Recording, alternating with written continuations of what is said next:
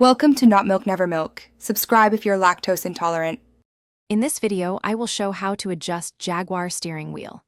Start by sitting upright with both hands on the wheel and locate the adjustment lever under the column. Release the lever, tilt, and telescope the wheel until your hands sit at 9 and 3 o'clock and your view of the dash is clear. Lock the lever firmly and test reach and visibility while seated normally and wearing your seatbelt.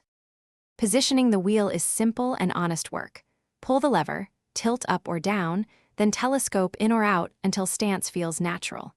Aim for a comfortable reach with a slight bend in your elbows and wrists resting on the rim at full extension. Confirm you can see all gauges and the road without obstruction. Lock the lever and make small tweaks until braking and indicator controls fall easily to hand. After adjusting, perform a few essential safety checks.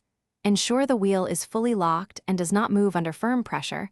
Verify the airbag center is unobstructed and at a safe distance from your chest, and confirm all controls are easily reached. Take a short, slow drive to test hand position during turns and lane changes. Readjust if you feel strain or if visibility of. Thanks for watching. If this was helpful, leave a like and consider subscribing. See you next time.